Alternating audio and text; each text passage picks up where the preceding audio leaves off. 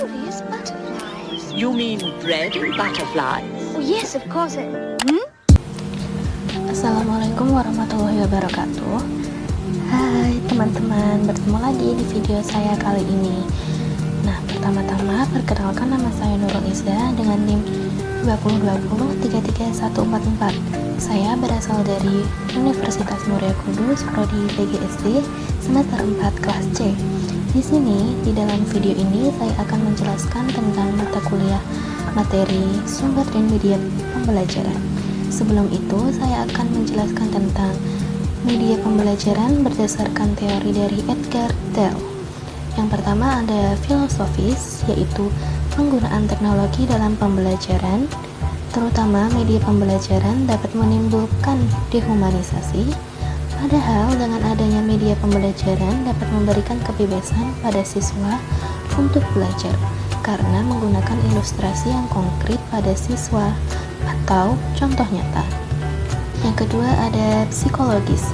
Dilihat dari kelengkapan dan uniknya proses belajar, maka ketepatan pemilihan media pada suatu metode pembelajaran akan sangat berpengaruh pada hasil belajar peserta didik atau lebih tertarik. Dalam memilih media tidak hanya tepat saja, tetapi harus sesuai dengan pengalaman peserta didik. Bahan pembelajaran disesuaikan dengan tempat dan karakteristik peserta didik itu juga. Dalam bahan pembelajaran ada 3 yang digunakan, yaitu yang pertama ada simbolik berupa bahasa yang verbal, visual simbol, dan recording atau radio. Yang kedua ada ikonik berupa gambar atau foto, GIF atau gambar bergerak, dan motion picture. Dan yang terakhir ada televisi.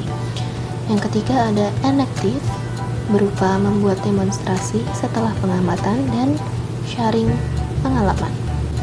Dalam klasifikasi media pembelajaran meliputi 1. Berdasarkan sifat dan jenis. Berdasarkan sifat dan jenis pun memiliki 3 macam. Yang pertama yaitu media auditif atau yang hanya bisa didengar seperti radio. Yang kedua ada media visual seperti film atau video pantomim yang hanya bisa dilihat. Dan yang ketiga ada media audio visual yang bisa dilihat dan didengar atau ada gambarannya. Yang kedua berdasarkan teknik pemakaian. Berdasarkan teknik pemakaian ini dibagi menjadi 2, yaitu media elektronik dan media non-elektronik. Yang media elektronik yaitu media yang cenderung menggunakan bahan elektronik atau alat elektronik seperti gadget. Sedangkan yang kedua yaitu bahan non-elektronik, yaitu media yang menggunakan benda-benda konkret seperti buku, papan, atau alat peraga pembelajaran. Yang ketiga ada berdasarkan daya jangkau. Berdasarkan daya jangkau dibagi menjadi 3, yaitu daya jangkau serentak, daya jangkau terbatas, dan daya jangkau yang dimanfaatkan secara individual.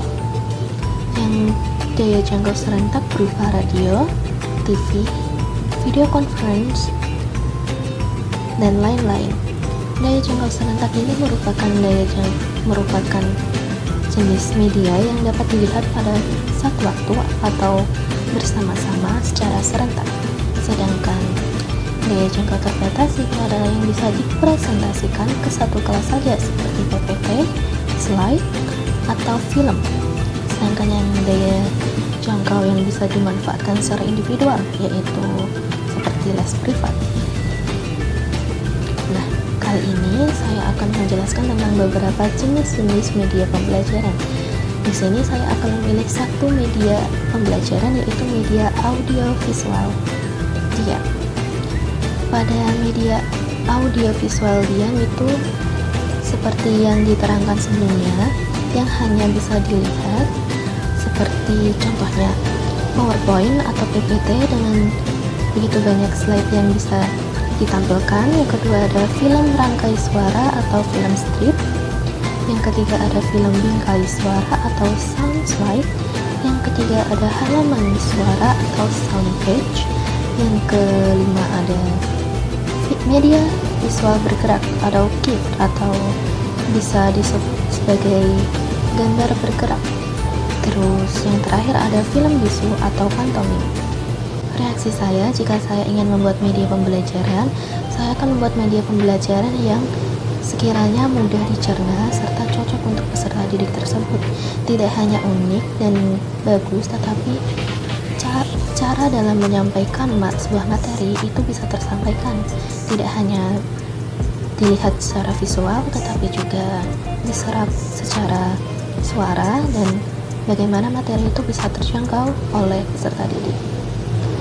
Jika saya ditanya saya ingin membuat media pembelajaran apa, saya lebih memilih membuat media pembelajaran audiovisual atau grafis, karena model media pembelajaran tersebut sangat modern dan sangat mudah diterima di dalam pembelajaran. Terima kasih. Sekian dari penjelasan video saya kali ini, semoga bermanfaat dan sampai ketemu di video selanjutnya. Wassalamualaikum warahmatullahi wabarakatuh.